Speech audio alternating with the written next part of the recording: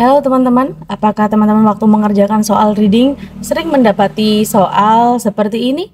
Where in the passage, click on the sentence, or the answer can be any of the lines listed in the answer to the question? Atau the answer will be one of the sentence in the paragraph listed in the question? Nah, pertanyaan semacam ini semuanya adalah memiliki maksud yang sama, yaitu menentukan di mana informasi spesifik ditemukan. Jadi, sebuah paragraf akan meminta kita untuk menentukan di dalam bacaan sebuah informasi ditemukan. Dalam hal ini, kita harus mencari baris keberapa sebuah informasi yang dapat ditemukan. Baik, mari kita lihat soal yang akan kita bahas. Pertanyaan nomor 1. Where in the passage does the author give the name of baby beaver? Kata kuncinya adalah a baby beaver. Baby beaver terdapat di baris kedua, yaitu young beavers. Young beaver di sini sama dengan baby beaver. Dan pertanyaannya adalah give the name of baby beaver or kids. Maksudnya, young baby beavers itu namanya disebut kids or kids. Jadi kids dan beavers alias young beavers adalah hal yang sama atau sinonim. That's why the best answer is in line 2.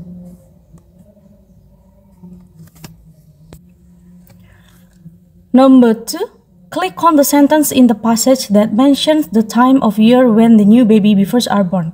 Kata kuncinya baby beavers are born, dan di sini ada kata yaitu beavers give birth each spring. Right? Jadi jawabannya adalah baris ketiga. Lanjut kita ke nomor 3. Click on the sentence in the passage that states the age at which beavers must go out on their own. Kata kuncinya adalah must go out on their own. Jadi harus keluar. Di sini ada kalimat yaitu forced out of the family group. Jadi baris kelima itu menunjukkan kalau harus keluar dari keluarganya. Dan lanjut ke nomor 4. Wherein the passage does the author indicate why the young beavers must leave their parents' home. Jadi kalau di nomor 3 disuruh mencari paragraf atau baris yang mana menunjukkan kalau mereka harus keluar, tapi yang nomor 4 disuruh untuk mencari alasannya, yaitu why. Alasan kenapa mereka harus keluar dari rumah, yaitu to make room for the new babies. Alright, jadi ini adalah jawabannya. Baris keempat sampai ke 5. Easy, bukan? Lanjut ke skill 13, ada 3 pertanyaan. Dan kita langsung baca pertanyaannya saja. Yang mana pertanyaannya adalah seputar tentang tone sama purpose. Author's purpose. Which of the following best describes the author's purpose in this passage? Jadi tujuan dari seorang penulis dari sebuah bacaan ini itu apa? Maka dari itu kita harus paham dengan purpose itu sendiri, bagaimana cara menjawabnya. Cara menjawab pertanyaan yang berhubungan dengan purpose itu yang pertama kita cari main idea-nya apa? Main idea. Setelah kita menemukan main idea, maka kita simpulkan. Menyimpulkan secara garis besar. Jadi tidak bisa terlalu spesifik ya. Untuk pilihan A, to explain the details of a specific court case. Untuk menjelaskan detail permasalahan court case secara spesifik. Dan kata kuncinya adalah court case. Di sini ada courts. Kemudian di sini juga ada court. Akan tetapi, courts di sini bukan sebagai ide utama dalam sebuah bacaan. Karena ide utama dalam sebuah bacaan, kita lihat di kalimat pertama subjeknya adalah confessions. Pengakuan. Bukan pengadilannya, tapi mempermasalahkan tentang confessions, yang mana confession that have been obtained from defendants in hypnotic state have not been admitted into evidence by courts. Dalam bahasa Indonesia bisa kita terjemahkan pengakuan yang telah diperoleh dari seorang atau beberapa terdakwa in hypnotic states di dalam sebuah pernyataan hipnotis, maka tidak diakui dalam kejadian oleh pengadilan di United States. Maka dari itu untuk jawaban alfa terlalu detail dan tidak disebutkan, not mentioned. Jawabannya salah. Untuk yang bravo, to demonstrate why confession made under hypnosis are not reliable. Jadi kalau nomor 2 di sini untuk menjabarkan kenapa pengakuan made under hypnosis yang berdasarkan hipnotis itu tidak dipercaya. Jadi agak spesifik ya, kenapa tuh demonstrate kenapa. Jadi alasannya kenapa saja. Otomatis di paragraf 1, paragraf 2 itu nanti akan menyebutkan kenapa alasan-alasan dari si confession itu ditolak atau not completely reliable. Begitu juga dengan paragraf kedua, di sini disebutkan yaitu the confession were invalid because the confessions had been the only evidence against him. Paragraf 2 dan 1 memiliki ide pokok yang sama.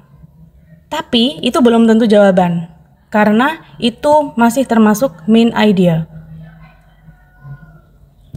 Kalau yang Charlie, to clarify, mengklarifikasi peran Supreme Court in invalidating confessions from hypnotized subject. Sama halnya dengan Bravo poinnya, dia itu lebih ke mengklarifikasi peran dari si Supreme Court. Dan ini belum termasuk jawaban karena masih lebih spesifik ke main idea. Jadi untuk poin Bravo dan Charlie itu adalah hampir sama, yaitu sama-sama memiliki peran sebagai main idea setiap paragraf. Dan untuk pertanyaan seperti ini kita harus fokus kepada subjek utama, yang mana subjek utamanya adalah confessions. Di paragraf 1 ada ini confession, kemudian di sini juga ada a confession. Jadi untuk mendeskripsikan lebih umum dari confession ini adalah jawabannya yang paling tepat delta. To explain the legal status of hypnotically induced confessions. Artinya dalam bahasa Indonesia, untuk menjelaskan kelegalan status dari pengakuan yang dipaksa dengan hipnotis. Itu. Kenapa? Karena setiap paragraf menjelaskan tentang confession. Jadi intinya confession itu di Amerika dilegalkan. Hipnotis ya maksudnya. Hipnotis dalam hal confession itu dilegalkan tapi tidak divalidasi. Gitu guys. Lanjut ke nomor 5. The tone of the passage could best be described as. Untuk pertanyaan yang menunjukkan tone, the tone kata kuncinya itu mendeskripsikan tentang emosi, penutur. Emosi penutur dari bacaan itu apa? Apakah informatif, memberitahu, hipnotik, mempengaruhi, judicial, bijaksana, outrage, dengan marah? Kalau dari bacaan ini sepertinya hanya informatif, memberi informasi. Karena ditandai dengan ciri-ciri kalimat informasi, yaitu in the case, dengan contoh, kemudian up to now, sampai sekarang. Itu adalah keywords di mana kita bisa menjawab soal yang berhubungan dengan the tone. Berarti jawabannya adalah menginformasikan alias informative. Nomor 6. This passage would probably be assigned reading in a course on. Kata kuncinya course on. Bacaan ini biasanya bisa ditemukan dalam pelajaran apa gitu. American law, hukum Amerika, healing psychiatric healing, penyembuhan secara psikologi, parapsikologi, berhubungan dengan psikolog juga, filosofi, berhubungan dengan sejarah. Jadi yang paling tepat adalah American Law, karena berhubungan dengan court, ya. Guys, thanks for watching. Semoga bermanfaat dan sampai jumpa di video selanjutnya. See you.